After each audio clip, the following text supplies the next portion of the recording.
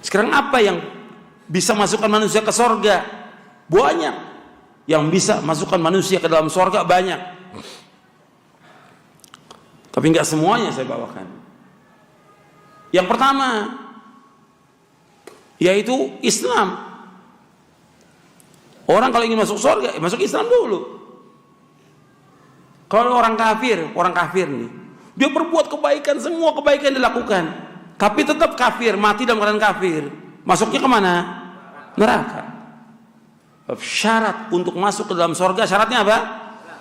Islam. Harus Islam. Dalam artian Islam ini tauhid kepada Allah Taala. Karena Nabi bersabda dalam hadis yang sahih yang diriwayatkan Imam Bukhari, la yadkhulul jannata illa nafsun muslimah, kata Nabi. Tidak akan masuk surga kecuali nafsun muslimah, seorang muslim, jiwa yang muslim. Kafir tidak. Karena banyak puluhan ayat dalam Al-Quran bahwa orang kafir tempatnya di mana? Neraka dalam Al-Quran. Makanya kita bersyukur kepada Allah diberikan hidayah di atas Islam. Karena orang-orang kafir ketika mereka ini hidup dan kemudian dia mati dalam keadaan kafir, dimasukkan Allah ke dalam neraka, dan mereka menyesal. Manfaat nggak penyesalan mereka di neraka? Manfaat atau tidak? Nggak manfaat. Mereka menyesal di neraka. Mereka mengatakan, ya Allah, kembalikan aku ke dunia. Aku ingin menebus dengan sepenuh bumi emas. Dan nggak mungkin orang punya sepenuh bumi emas, nggak mungkin. Dan nggak ada yang punya. Tapi begitulah penyesalan mereka. 1 ton emas juga nggak punya dia. Tapi sepenuh bumi emas. Allah abadikan dalam Al-Quran. Innal ladzina kafaru wa matu wa hum kuffarun fala yuqbala min ahadihim mil'ul ardi dhahaba walau iftada bih ulaika lahum adzabun alim wa ma lahum min nasirin.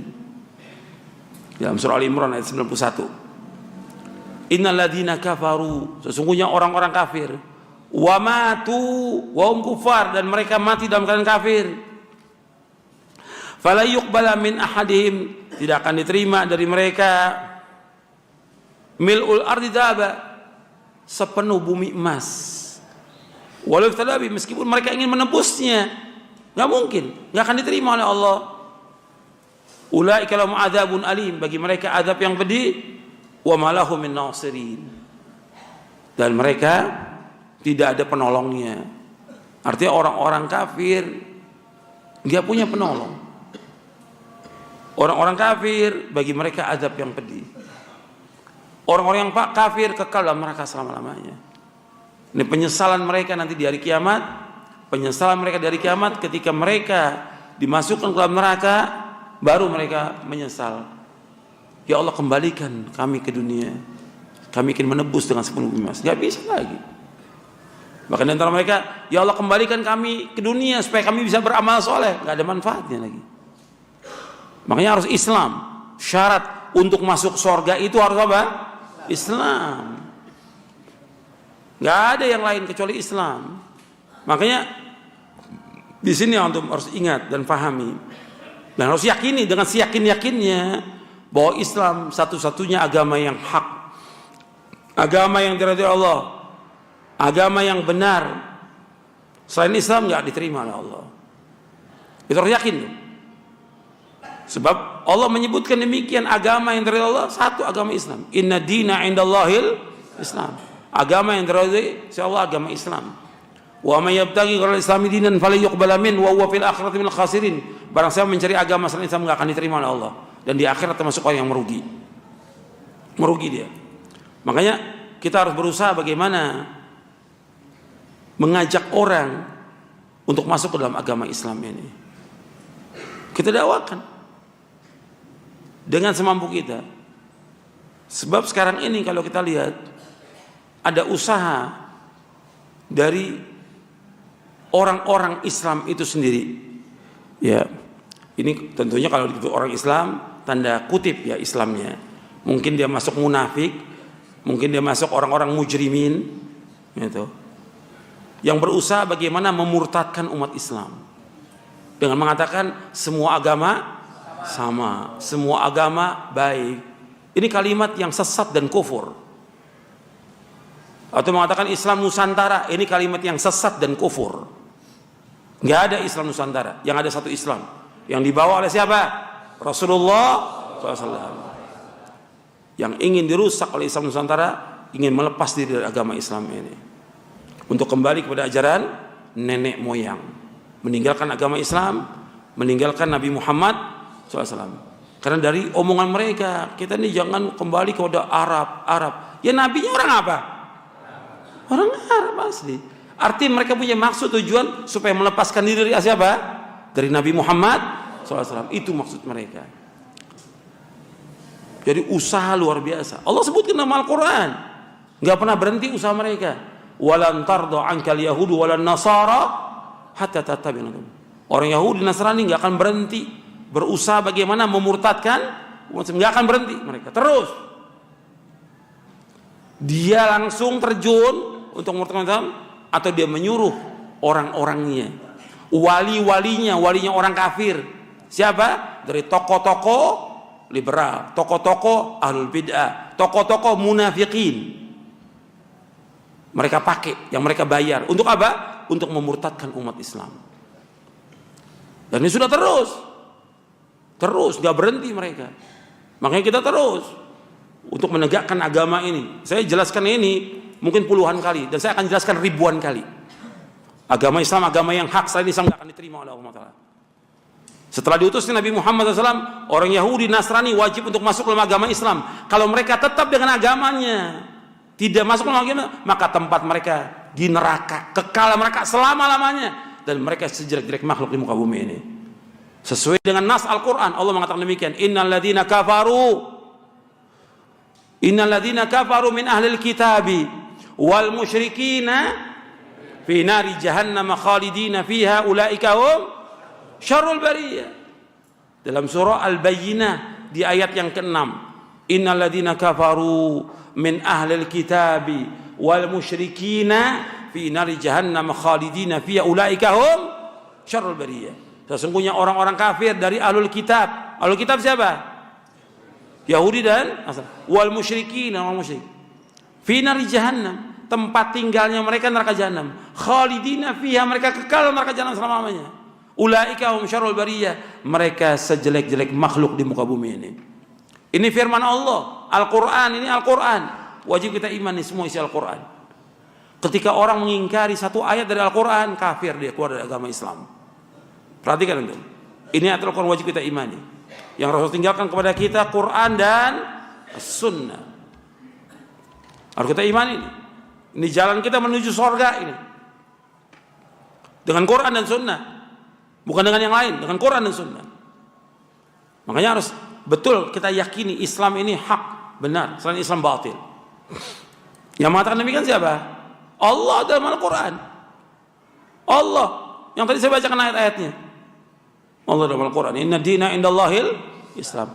Allah redha dengan agama apa? Islam. Al-yawma akmaltu lakum dinakum wa atmamtu alaikum ni'mati wa raditu lakumul islama dina. Ya Allah redha dengan agama Islam ini. Berarti selain Islam Allah redha atau tidak? Allah tidak redha. Dan Allah tidak akan terima. Jelas sampai sini? Jelas. Ya. Untuk masuk surga syaratnya apa? Islam. Selanjutnya yang kedua, untuk masuk orang ke dalam surga syaratnya bertauhid kepada Allah dan tidak boleh berbuat syirik. Orang kalau ingin masuk surga harus mentauhidkan Allah, nggak boleh berbuat syirik dia. Kalau berbuat syirik nggak masuk surga. Penghalang masuk surga syirik. Apa itu syirik? Apalagi menyekutukan Allah, menduakan Allah, apalagi? Artinya beribadah dia kepada Allah, tapi dia beribadah juga kepada selain Allah, itu syirik. Dia berdoa kepada Allah, tapi berdoa juga kepada Allah, ini syirik. Jadi syirik itu bukan hanya dia hanya menyembah kepada selain Allah aja, dia menyembah Allah juga, tapi dia menyembah kepada selain Allah, ini syirik. Dan syirik ini dosa besar yang paling besar, penghalang orang untuk masuk surga. Maka lawannya tauhid. Tauhid ini akan memasukkan orang ke dalam surga.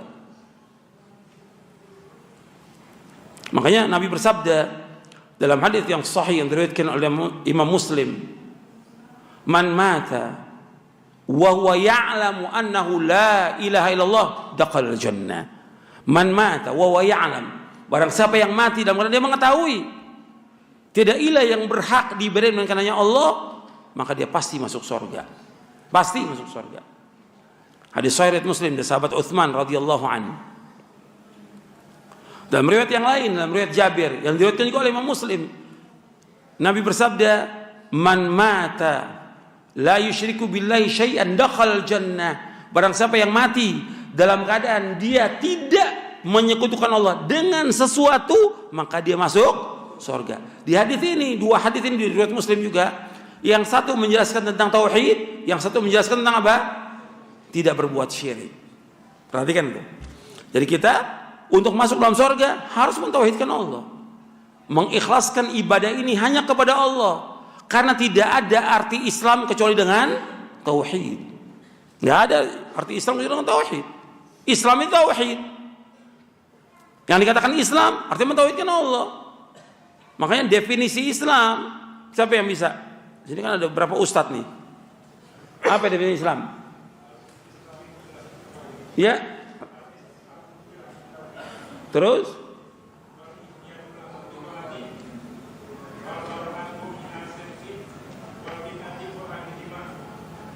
Iya.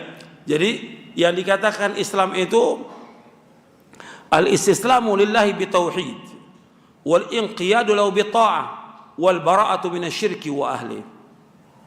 Yang dikatakan Islam itu al-istislamu lillahi bitauhid, yaitu menyerah diri secara total kepada Allah dengan tauhid, wal inqiyadu lahu bitta'ah, dan tunduk patuh kepadanya dengan ketaatan, wal bara'atu minasyirki wa ahli, dan berlepas diri kesyirikan dan orang-orang yang berbuat syirik.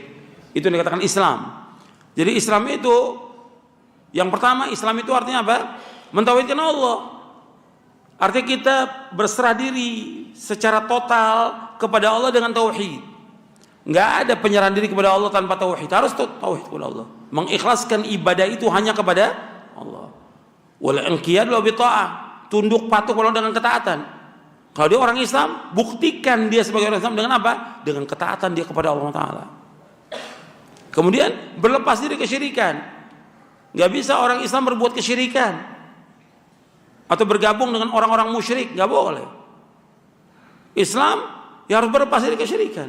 Makanya Nabi Muhammad SAW sejak di Mekah, Nabi sudah ajarkan kepada mereka, kepada sahabat, akidah al-wala wal bara. Wala artinya loyalitas kepada Allah dan kepada orang beriman, bara berlepas diri dari orang-orang yang berbuat kesyirikan. Lepas. Tidak membantu mereka, tidak mendukung mereka, tidak tunduk pada mereka, semuanya. Tapi tidak menzolimi mereka. Tetap kita berlepas diri. Ini dakwah namanya. Bab orang nggak dikatakan dia bertauhid kepada Allah sampai dia berlepas diri dengan kesyirikan. Nggak dikatakan dia mentauhidkan Allah kalau dia belum melepaskan dirinya dari semua bentuk kesyirikan. Nggak bisa orang mengatakan saya mentauhidkan Allah. Orang mau buat syirik, mau sujud kepada selain Allah, mau sujud kepada kuburan, mau segala macam, semasa bodoh saya nggak mau tahu. Ini nggak bertauhid yang seperti ini.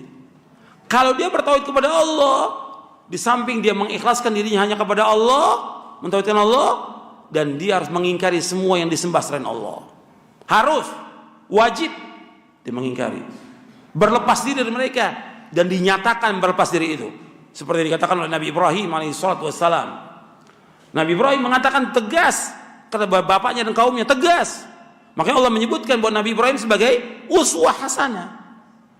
Nabi Muhammad SAW sebagai uswah hasanah. Karena Nabi Muhammad disuruh mengikuti jejaknya siapa? Nabi Ibrahim alaihissalam. Tsumma auhayna ilaika an ittabi' millata Ibrahim hanifa. Nabi Ibrahim alaihissalam setelah mendakwakan bapaknya, mendakwakan kaumnya agar mereka mentauhidkan Allah, menjauhkan kesyirikan, penyembahan mereka kepada patung, matahari, bulan, bintang dan yang lainnya, kesyirikan yang mereka lakukan. Sudah dakwakan tapi mereka nggak mau. Termasuk bapaknya tidak mau. Maka Ibrahim menyatakan setelah dakwah terus menerus mereka nggak terima dan kaum nggak terima, langsung Allah abadikan dalam Al-Quran.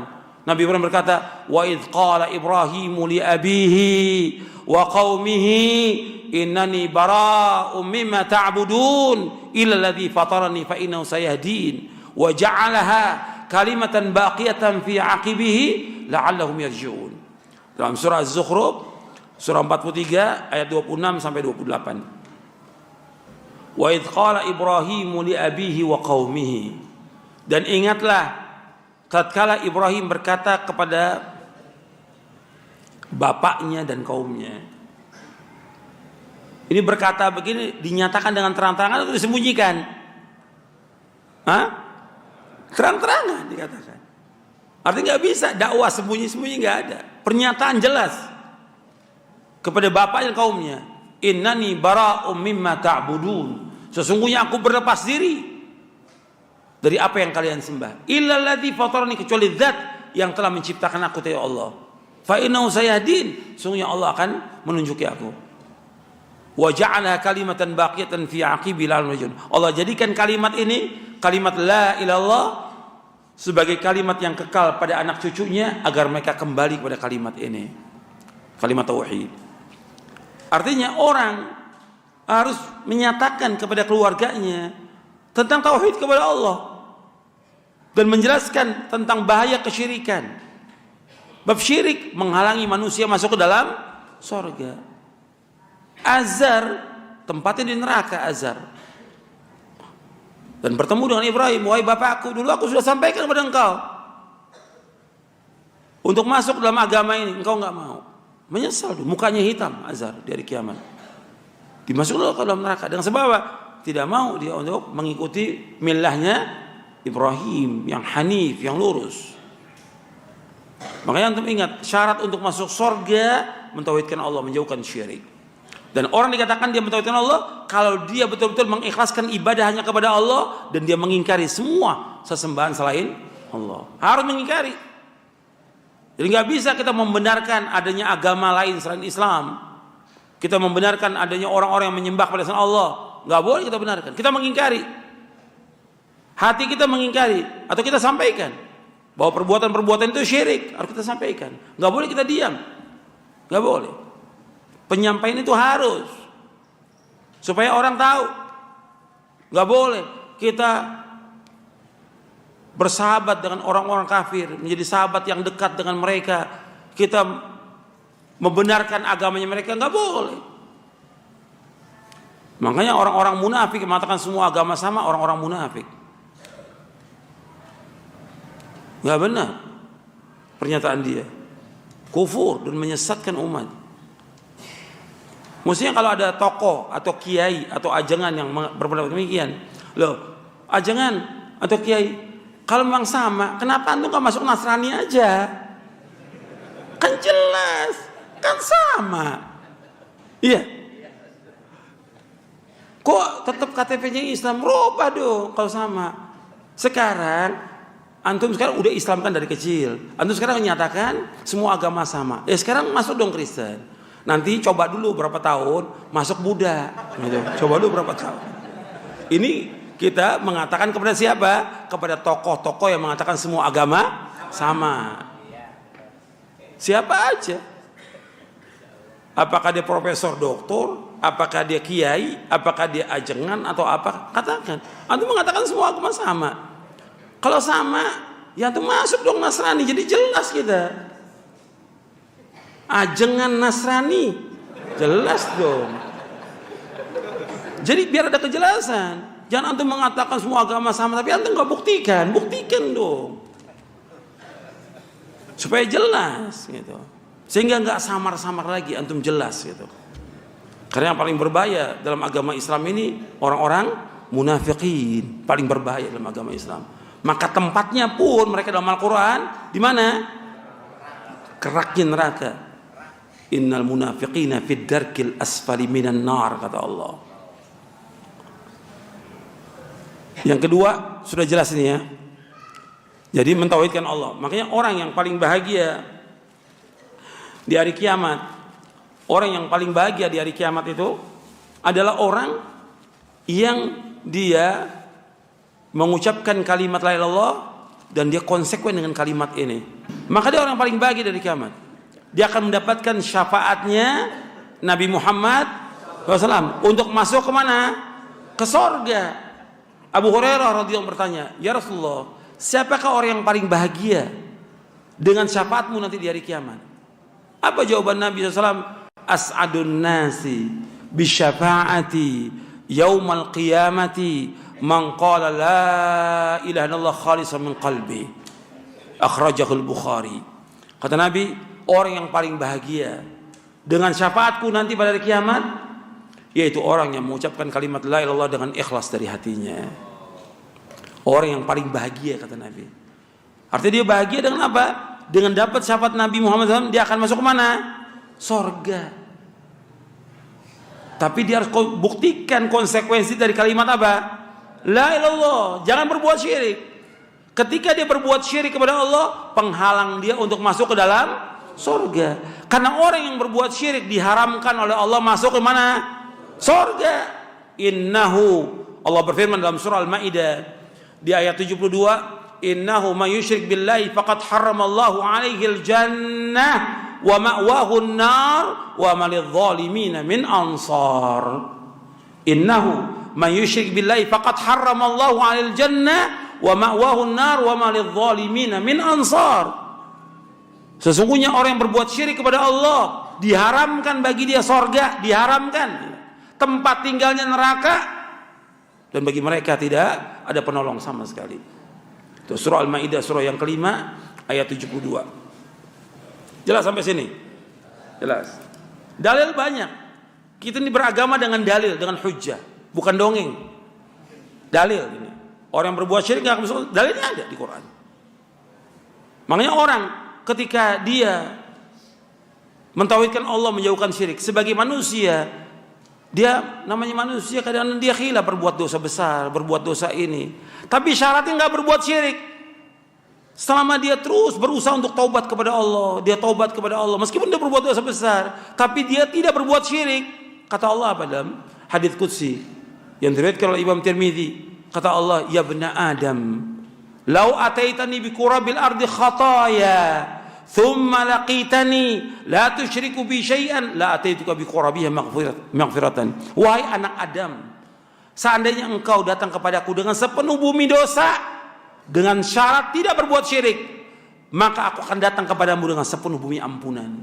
Itu luasnya ampunan Allah Ta'ala. Bukan Allah memberikan kesempatan atau menghancurkan orang berbuat dosa, tidak. Tapi tetap orang berbuat dosa wajib bertaubat kepada Allah dengan taubatan nasuha. Kan ayatnya juga banyak, hadis juga banyak menyuruh untuk taubat kepada Allah Ta'ala. Ya ayyuhalladzina amanu tubu ilallahi taubatan nasuha. Dan orang yang bertobat kepada Allah juga termasuk orang-orang yang dijamin dengan masuk ke dalam surga dengan taubat yang nasuh. Kita masuk yang ketiga. Yang ketiga, di antara yang masukkan manusia ke dalam surga yaitu mengikuti Quran wa sunnah ala fahmi salaf. Perhatikan tuh, mengikuti Quran dan sunnah menurut pemahamannya para sahabat. Kita wajib mengikuti cara beragamanya para sahabat radhiyallahu anhum ajma'in. Sebab kita Al-Quran harus pahami dengan pemahaman mereka. Mereka yang paling tahu tentang Quran, mereka yang paling paham tentang Quran, mereka yang sudah melaksanakan semua isi Al-Quran, para sahabat. Makanya Allah jamin mereka dengan apa? Surga. Allah sebutkan dalam surah At-Taubah, surah Al-Bara'ah, surah 9 ayat 100. Surah Taubah, surah 9 ayat 100. Allah berfirman, was-sabiqunal awwalun minal muhajirin wal ansar walladzina ittaba'uuhum bi ihsanin radhiyallahu anhum wa radu an wa 'adalahum jannatin tajri tahtal anharu khalidina fiha abada dzalikal fawzul 'adzim. Generasi yang pertama dari umat ini dari kalangan para sahabat muhajirin dan ansar, dan orang-orang yang mengikuti jejak mereka dengan baik, Allah redha kepada mereka. Mereka pun redha kepada Allah. Allah akan masukkan mereka ke dalam surga yang mengalir di bawahnya sungai-sungai yang mereka kekal dalamnya selama-lamanya. Itulah kemenangan yang besar. Itulah kesuksesan yang besar. Ya, para sahabat di sini adalah orang-orang yang apa? Sukses. dengan dimasukkan oleh Allah ke dalam surga. Padahal kalau kita lihat kehidupan para sahabat, hidupnya pas-pasan, sederhana hidupnya. Bukan berarti nggak ada yang kaya, ada. Dan Islam nggak melarang orang itu kaya. Islam tidak melarang orang kaya. Boleh orang itu kaya, tapi digunakan untuk menegakkan agama ini. Tidak melarikan dia dari mengingat Allah. Dan kekayaan diletakkan di tangan dia, bukan di hati. Lepas tangannya. Untuk dia sedekahkan, untuk dia infakkan, untuk menjalankan ibadah kepada Allah, untuk menegakkan agama ini. Boleh kaya. Tapi para sahabat secara umum miskin, fakir hidupannya. Dan banyak sahabat-sahabat yang seperti itu. Seperti Bilal, Sa'ad bin Abi Waqqas, Abu Dzar Al-Ghifari, Ammar bin Yasir, dan banyak lagi, Abu Hurairah, Abu Dzar, dan segala macam, banyak sudah para sahabat. Tapi mereka sabar dengan kehidupan, redho dengan apa yang Allah berikan kepada mereka, redho mereka. Makanya mereka sukses. Makanya Nabi bersabda dalam hadis yang sahih riwayat Muslim, qad aflaha man aslama wa ruziqa kafafan wa qana Allah bima ata. Sungguh sukses siapa orang Islam. Kalau mau sukses masuk Islam. Diberikan rezeki cukup dan diberikan qanaah. Artinya puas dengan rezeki yang Allah berikan. Meskipun sedikit, tapi dia puas. Syukur sama Allah SWT. Itu para sahabat. Dan gak minta-minta. Gak ada sahabat minta-minta. Gak seperti sekarang orang awam mungkin umum. Ini penuntut ilmu, ustadz, dai, suka minta. Gak boleh dalam Islam. Haram hukumnya. Minta-minta pada manusia. Kalau mau minta kepada siapa? Allah Rabbul Alamin. Yang minta pada manusia. Haram. Dan orang yang minta-minta nanti di hari kiamat gak ada ini mukanya nih, dagingnya gak ada. Walaysa fi wajhi muzatul amin. Nanti di hari kiamat gak ada itu. Itu hadis sahih Imam Bukhari. Kita kembali kepada yang tadi.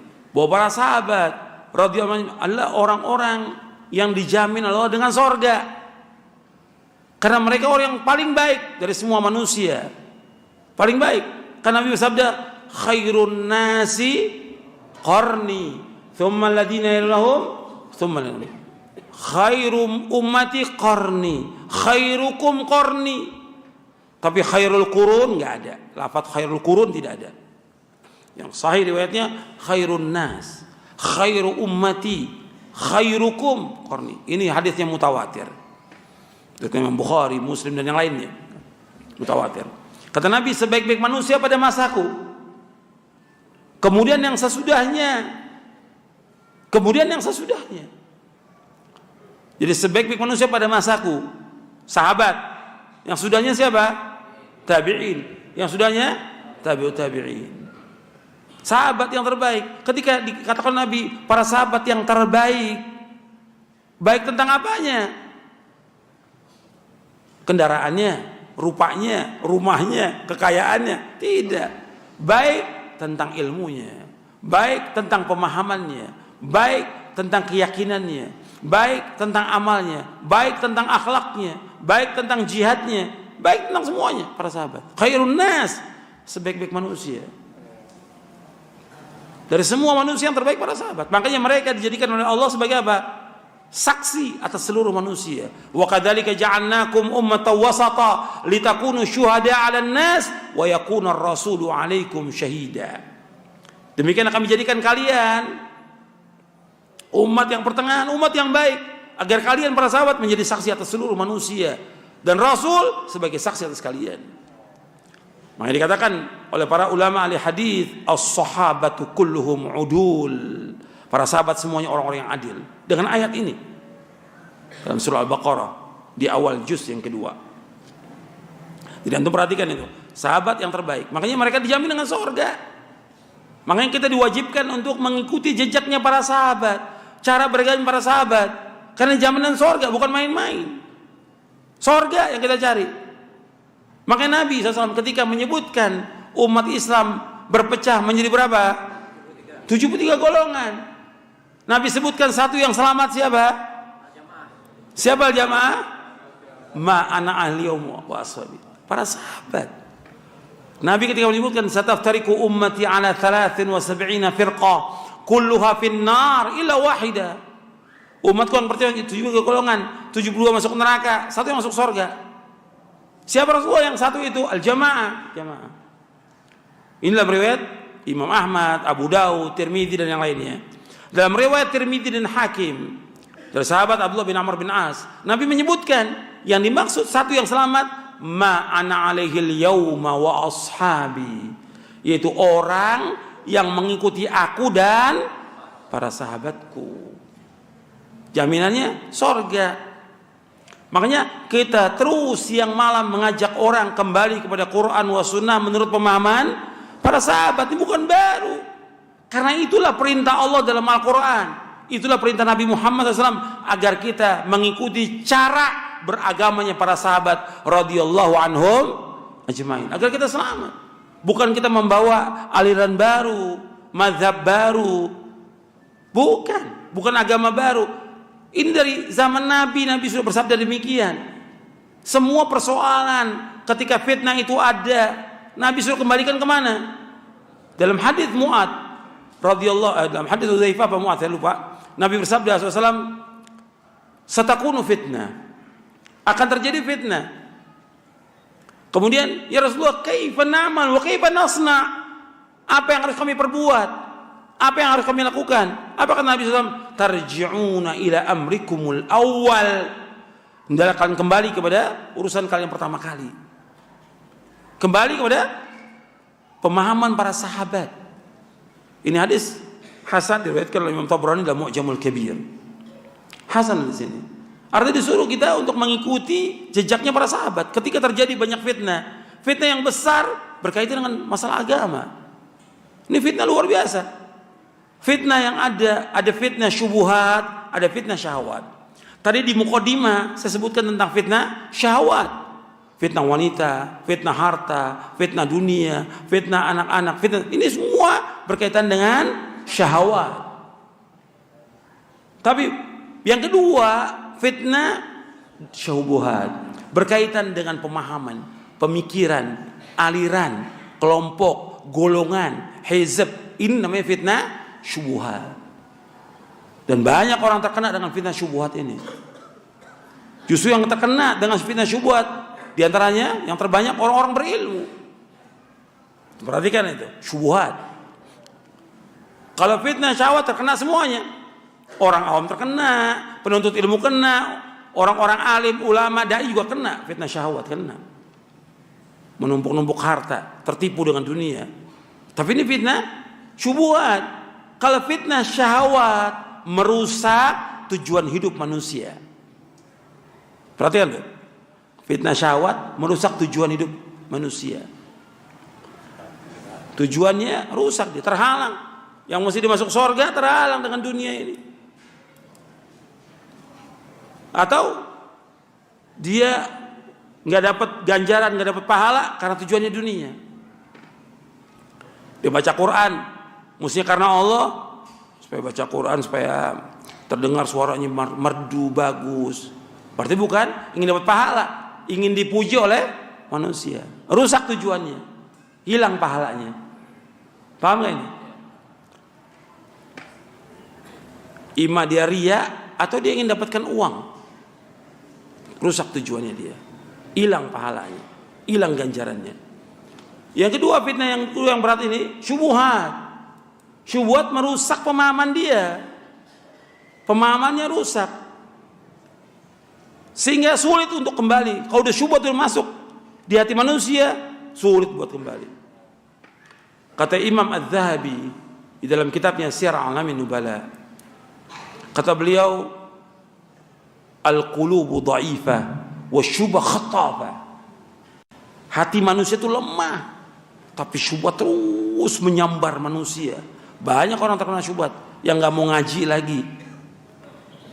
Orang terkena syubhat nggak mau lagi untuk ikut kepada kebenaran. Dan dia merasa bahwa dialah yang paling benar. Syubhat ini, syubhat itu berbahaya. Dia punya kelompok-kelompok sendiri sudah. Merasa udah jamaahnya yang paling benar ini sendiri, nggak pernah berkembang. Ini syubhat di kepalanya dia. Banyak aliran sesat, kelompok yang sesat karena ini syubhat yang ada di kepalanya dia. Sangat berbahaya syubhat ini. Sangat berbahaya syubhat ini. Bisa dihilangkan dengan apa? Ya harus dia bertaubat dulu kepada Allah dengan ilmu yang benar, betul-betul benar. Karena yang ilmu yang dipelajari itu banyak yang masuk syubhat di kepalanya. Berat ini, syubhat ini banyak merusak, semua banyak merusak. Saya ambil contoh tentang fitnahnya Khawarij. Itu mereka terkena bukan fitnahnya syahwat, bukan. Mereka hidupnya susah-susah Khawarij itu. Apa adanya mereka ya. Tapi yang terkena fitnah apa mereka? Syubhat di kepalanya dia. Sehingga dia punya anggapan bahwa orang yang berbuat dosa besar kafir. Pemerintah yang tidak berhukum dengan Islam kafir, wajib diperangi. Ini syubhat di kepalanya dia. Sehingga apa? Sehingga mereka berusaha bagaimana membunuh Ali bin Abi Thalib radhiyallahu anhu. Dan memang akhirnya terbunuh Ali bin Abi Thalib. Tapi waktu awal mereka menyerang Ali bin Abi Thalib radhiyallahu anhu, semuanya dibunuh oleh Ali. Sebagiannya kabur. Tapi mereka tetap punya dendam, Ali harus dibunuh sampai terbunuh oleh Abdurrahman bin Muljam. Syubhatnya kuat. Sampai diingat nggak mau. Sulit untuk mengingatkan orang yang sudah kena syubhat karena rusak, ilmunya rusak, pemahamannya rusak. Dia hidup susah nggak apa-apa, tapi tetap dia harus dengan pemahamannya. Khawarij susah hidup. Tapi waktu itu ada sahabat yang ingin berbuat kebaikan, ingin memberikan nasihat kepada mereka. Siapa? Ibnu Abbas radhiyallahu anhuma datang kepada mereka. Kata Ali, hati-hati kamu. Ya, insya Allah saya bisa untuk menyampaikan. Karena Ibnu Abbas didoakan oleh Nabi untuk bisa memahami Al-Quran. Orang kalau dijelaskan nama Ibnu Abbas Quran, Masya Allah. Sampai kata para ulama, kalau seandainya penduduk Dailam, Cina sana itu mendengar khutbahnya Ibnu Abbas, masuk Islam mereka. Luar biasa Ibnu Abbas kalau menjelaskan itu. Kalau Quran luar biasa. Karena dengan doanya Rasulullah SAW. Makanya Khawarij ketika dijelaskan oleh Ibnu Abbas tentang ayat Al-Quran, keluar ribuan orang keluar mengikuti Ibnu Abbas, taat kepada Ali bin Abi Thalib. Yang lain tetap, yang ribuan yang lain lagi tetap menyerang Ali bin Abi Thalib radhiyallahu anhu. Jadi syubhat itu berat. Untuk menyadarkan orang yang terkena syubhat itu berat. Seperti kelompok takfiri umpamanya, mengkafirkan orang berbuat dosa besar, mengkafirkan pemerintah, itu susah. Dijelaskan susah. Karena itu syubhat yang sudah masuk di kepalanya dia. Makanya syubhat itu berbahaya, sangat berbahaya. Antum menghilangkannya itu dengan terus belajar Quran wa sunnah fahmi salaf, dengan guru-guru yang benar yang ajarkannya, yang ngerti, faham Quran sunnah fahmi salaf, akidahnya benar, manhajnya benar, akhlaknya benar, ibadahnya benar kepada Allah, itu belajar. Kalau yang nggak jelas jangan. Berbahaya. Kalau masuk syubhat sulit untuk keluar. Sesat. Sampai diantara mereka pun nggak mau sholat Jumat. Di antara mereka ini nggak mau sholat Jumat. Karena sholat Jumat kepada kaum muslimin ini adalah orang-orang yang sudah kena kekafirannya karena ikut dalam pemerintahan kafir. Gimana? Sendiri di sholat Jumat. Jadi dianggap dia yang paling benar. Ini syubhat dari dulu dan dibawakan oleh para ulama tentang fitnah-fitnah ini. Makanya antum hati-hati. Itu tentang fitnah syahwat dan fitnah syubhat. Mengikuti pemahaman para sahabat ini wajib. Wajib. Karena pemahaman mereka pemahaman yang benar, hak yang Allah menyebutkan dalam Al-Quran dan Nabi menyebutkan demikian. Jalan selamat untuk menuju surga dan mengikuti pemahaman mereka. Jangan kemudian dibantah. Setan ini kadang-kadang memberikan syubhat. Jangan merasa paling benar. Memang benar jalannya. Benar. Quran benar apa tidak? Hadis Nabi benar atau tidak? Ini kita ikut. Al-Quran Sunnah Fahmi Salaf. Nabi yang mengatakan, Allah yang mengatakan ikut. Makanya ketika orang tidak mau ikut pemahaman para sahabat, Allah ancam mereka dengan masuk neraka. Allah sebutkan dalam surah An-Nisa ayat 115. Allah berfirman, "Wa may yushaqiqir rasula min ba'di ma tabayyana lahul huda wa yattabi' ghaira sabilil mu'minin nuwallihi ma tawalla wa nuslihi jahannam wa sa'at masira." Dan barang siapa yang menentang Rasul sesudah jelas baginya petunjuk dan mengikuti jalan selain jalan kaum mukminin, kami biarkan dia sesat, dan kami akan masukkan dia ke neraka jahanam, dan jahanam sejelek-jelek tempat kembali. Ketika dia tidak mau mengikuti paman sahabat, diancam dengan masuk neraka. Jadi ini bukan main-main. Kewajiban kita kembali kepada Quran Sunnah al-Fahmi salaf wajib, dan kita mengajak orang untuk mengikuti paman ini, karena ini jalan yang hak, jalan yang benar, dengan hujjah, dengan dalil, bukan kata orang, bukan dongeng, dalil Quran dan Sunnah. Kalau antum mau lihat dalilnya lagi, saya bawakan lengkap dalam buku mulia dengan manhaj salaf. Puluhan dalil di sini saya bawakan. Penjelasan dari Al-Qur'an, Sunnah, dari kalangan sahabat, tabi'in, tabi'ut, dan para a'immah, imam-imam, tentang wajibnya kita mengikuti jejak salafus saleh. Kemudian di antara yang masukkan manusia ke surga lagi, yaitu menuntut ilmu. Ilmu harus ini. Sebab kita nggak akan bisa tahu tentang agama tanpa menuntut ilmu. Sebab Nabi bersabda SAW, "Wa man salaka tariqan yaltamisu fihi ilman, sahalallahu bihi tariqan ilal jannah." Barang siapa yang berjalan untuk menuntut ilmu, Allah mudahkan jalan ke surga. Ini wajib. Setiap muslim dan muslimah wajib menuntut ilmu syar'i. Talabul ilmi faridatun ala kulli muslimin. Nuntut ilmu wajib setiap muslim, wajib. Yang dikaji dalam talabul ilmi itu apa? Yang dikaji dalam talabul ilmi itu apa? Cerita, dongeng, apa? Baca, berjanji, atau apa? Dalam kajian itu apa yang dikaji? Dari ilmu itu yang dikaji apa? Quran dan Sunnah. Perhatikan tuh, dalilnya Quran sama hadis Nabi, harus dibawakan dia. Kan banyak orang yang ngaji 10 tahun ngaji nggak pinter-pinter. Kenapa? Ya cuma itu aja yang dibawakan. Dongeng lagi. Kata orang, kata kiai, kata ajengan. Ini harus tinggalkan. Agama Islam, agama ilmu, agama dalil, agama hujjah, bukan dongeng, bukan cerita.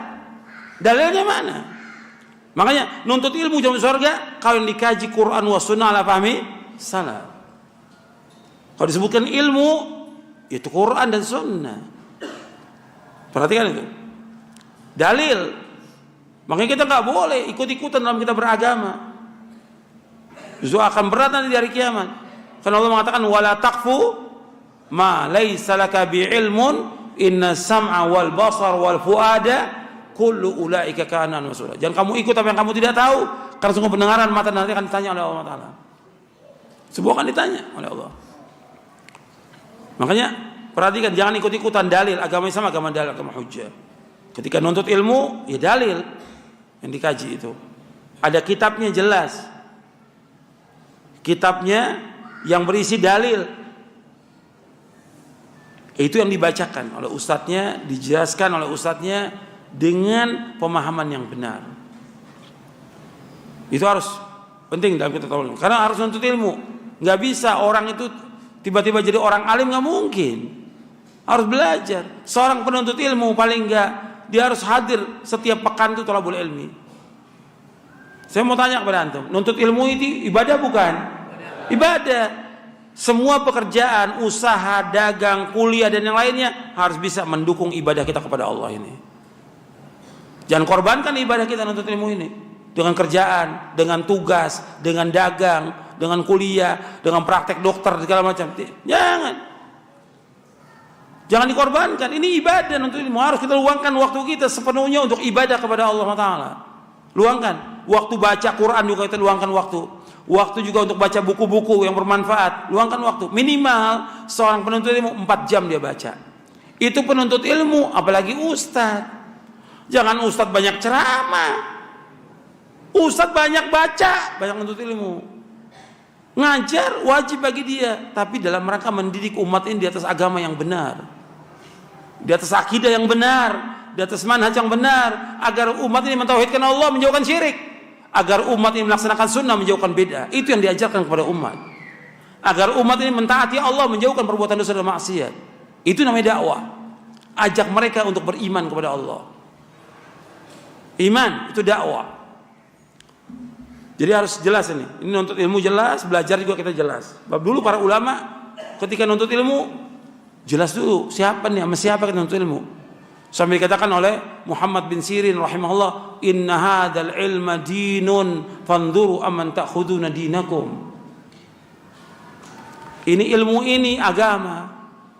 Lihat kepada siapa kamu belajar. Enggak sembarangan orang, kita sembarangan orang belajar ini. Enggak jelas. Cuma taunya di YouTube. Dipanggil, suruh ngisi. Ini orang bodoh, jahil. Orang menuntut ilmu dulu para ulama tahu dulu dia bagaimana akidahnya, bagaimana manhaj, bagaimana kehidupannya, bagaimana akhlaknya, sampai sholatnya mereka lihat dulu, baru belajar. Bukan sekedar bagus retorikanya, ceramah dipanggil, bukan. Tapi bagaimana akidahnya, bagaimana ibadahnya, bagaimana akhlaknya, itu penting dalam kita belajar agama ini. Supaya kita nggak sesat.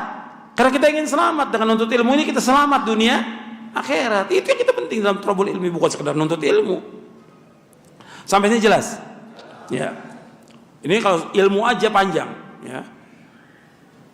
Nah, ilmu aja tentang adabnya, bagaimana kita nuntut ilmu, bagaimana kita bagi waktu, itu panjang. Dan itu bisa baca buku Menuntut Ilmu Jalan Surga atau Panduan Menuntut Ilmu. Kemudian di antara amal masukkan surga yang Allah ulang-ulang dalam Al-Quran, iman, amal soleh, iman, amal soleh, iman, amal soleh. Itu Allah ulang-ulang. Bahkan sejak awal di surah Al-Baqarah Allah menyebutkan wabashshiril ladzina amanu wa amilus solihati anna lahum jannat, bukan satu, jannat. Allah sebutkan wabashshiril ladzina amanu, di awal-awal di surah Al-Baqarah Allah sebutkan berikanlah kabar gembira wabashshiril ladzina amanu wa amilus solihati annahum jannatin tajri min tahtil anhar. Berikanlah kabar gembira kepada orang beriman dan beramal soleh, bagi mereka surga-surga yang mengalir di bawahnya sungai-sungai. Iman amal soleh memasukkan manusia ke dalam surga. Iman amal soleh. Allah sebutkan lagi dalam ayat yang lain, walladzina amanu wa aminus solihati ulaika ashabul jannah hum fiha khalidun.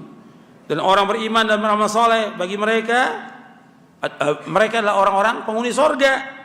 Mereka kekal dalamnya selama-lamanya. Ini ratusan ayat dalam Al-Quran menjelaskan iman amal soleh. Makanya harus kita kuatkan iman kita. Makanya di antara doa Abdullah bin Mas'ud radhiyallahu anhu, Allahumma zidna imanan wa yaqinan wa fiqhan. Allahumma zidna imanan wa yaqinan wa fiqhan. Ya Allah, tambahkanlah kami ilmu. Ya Allah, Allahumma zidna imanan.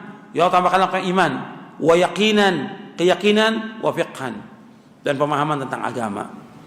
Jadi betul-betul kita harus menambah. Antum sekarang ini ngaji, bagaimana usahakan ngaji antum bertambah iman antum kepada Allah.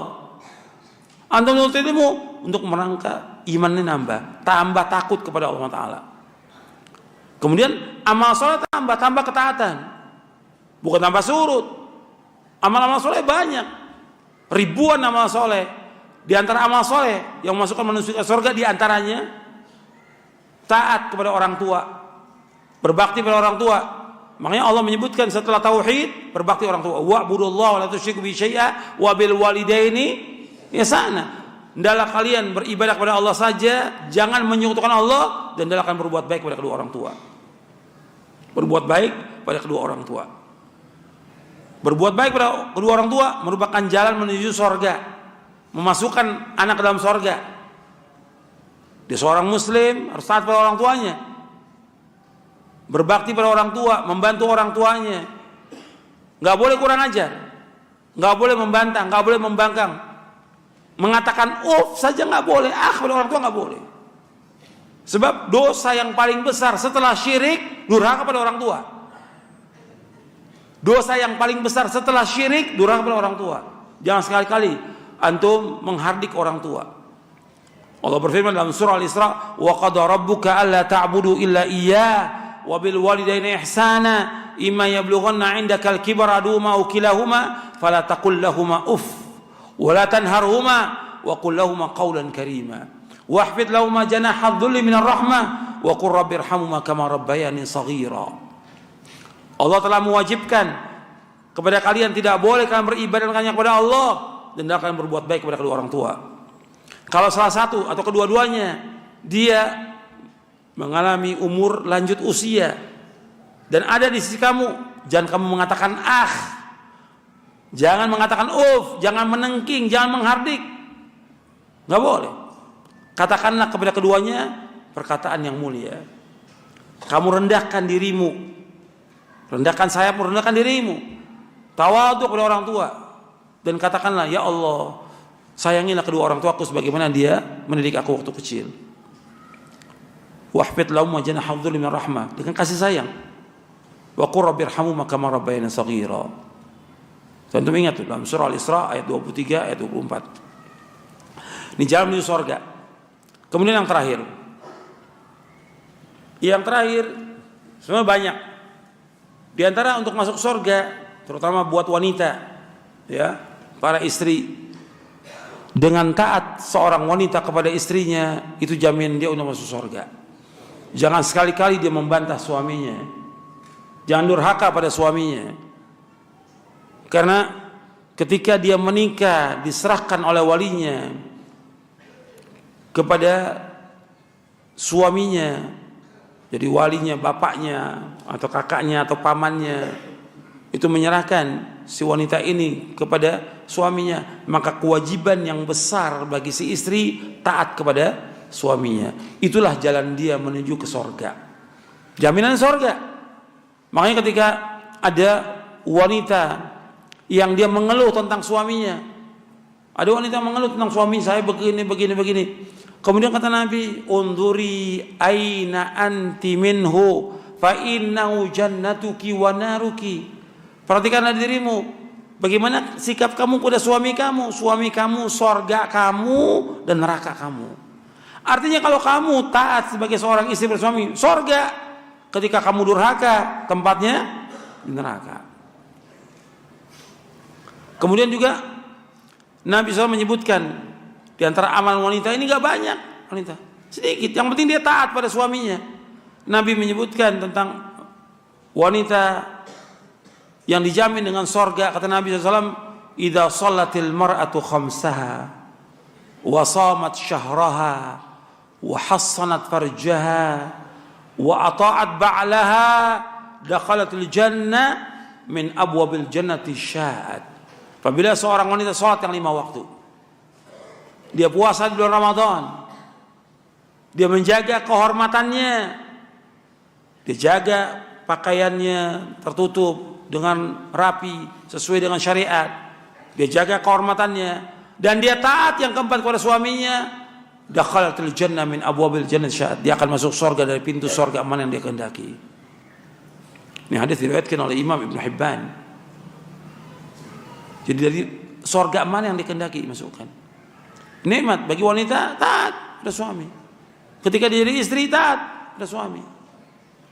Tentunya dalam hal yang ma'ruf. Ketika kemungkaran, ya nggak boleh taat dalam kemungkaran, tapi wajib dia untuk taat pada suaminya. Dan dia harus bagaimana berbuat baik pada suaminya, senyum dan segala macam. Kewajiban dia mengurus rumah tangga dan juga mengurus anak-anaknya. Allah menyebutkan wanita tempatnya di rumah. Dia wajib taat pada suaminya. Itulah jalan dia menuju surga. Enggak sulit bagi wanita. Enggak ada jihad bagi wanita, enggak ada perang, enggak ada. Dan banyak hal yang lain wanita digugurkan dari kewajibannya. Justru yang penting bagi dia menjadi orang yang salihah dengan taat kepada suaminya. Makanya ketika Allah menyebutkan tentang wanita yang salihah dalam surah An-Nisa di ayat 34, fas-salihatu qanitatun hafizatun lil ghaibi bima hafizallah. Perempuan yang saleh yaitu qanitat. Kata Al-Hafidz Ibnu Katsir ketika menjelaskan ayat ini, qanitat ay muti'atun lillahi wa li azwajihin. Itu wanita yang taat kepada Allah dan taat pada suaminya. Dan dia perempuan-perempuan yang salehah dan menjaga dirinya ketika suaminya ada, apalagi ketika suami tidak ada, dijaga dirinya dengan apa yang Allah jaga dia. Ya itu aja yang perlu saya sampaikan. Ini banyak sebenarnya, ratusan bahkan mungkin ribuan yang memasukkan manusia ke surga. Tapi jalan ini harus kita tempuh sesuai dengan syariat. Harus sesuai dengan Quran, harus sesuai dengan sunnah. Nggak bisa ketika orang berbuat syirik, berbuat bid'ah, diingatkan, kemudian dikatakan, ya ini urusan masing-masing aja, nanti kita ketemu di sorga. Ketemu di sorga, ente yakin masuk sorga? La haula wa la quwata illa billah. Dari mana ente tahu masuk sorga? Dari mana ente tahu masuk sorga? Jalannya ente nggak tempuh, kan wajib menempuh jalannya. Seperti ada pepatah mengatakan tentang orang yang mengatakan dirinya masuk sorga, dia nggak menempuh jalannya.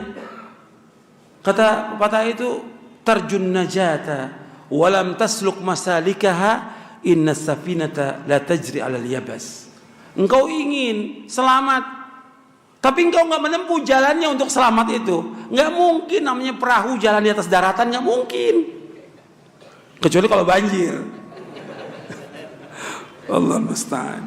Jadi ada orang-orang yang kadang-kadang udah jelas salah, udah jelas syirik, udah jelas bid'ah, udah kamu nggak usah nasihat. Nanti kita ketemu di sorga. Loh, sekarang ini justru kita menentukan jalan kita benar atau tidak. Nggak bisa di sana. Antum tahu masuk sorga dari mana? Kan dari sekarang. Nabi ketika menentukan orang masuk sorga, Nabi sebutkan dia karena diberitahu oleh Allah Taala. Dan antum lihat amalnya mereka. Sahabat yang masuk surga, lihat amalnya mereka bagaimana. Enggak kita lihat orang berbuat syirik beda, nanti kita ketemu nanti di surga. Ini kalimat-kalimat yang menyesatkan dan kesombongan, mengikuti hawa nafsu. Seorang mukmin ketika bawakan dalil, sami'na wa ta'na, jangan tolak, jangan sombong, jangan angkuh. Banyak orang-orang yang angkuh, dibawakan keterangan ini hujjah, ini dalil, ikuti hawa nafsu. Ketika hawa nafsu yang diikuti, sesat. Pasti sesat sudah. Kalau sesat tempatnya di mana? Neraka kata Allah dalam Al-Quran. Bukan kata saya, kata Al-Quran. Jadi ini kadang-kadang orang sombong. Gitu. Sudah diingatkan tentang kesyirikan, tentang bid'ah, nggak mau. Bahkan terus dia mempertahankan syirik dan bid'ahnya dan bangga. Ini kesombongan, ini keangkuhan, ini ittiba'ul hawa, mengikuti hawa nafsu. Ini kesesatan. Jelas sampai sini? Mudah-mudahan bermanfaat. Wassalamualaikum warahmatullahi wabarakatuh.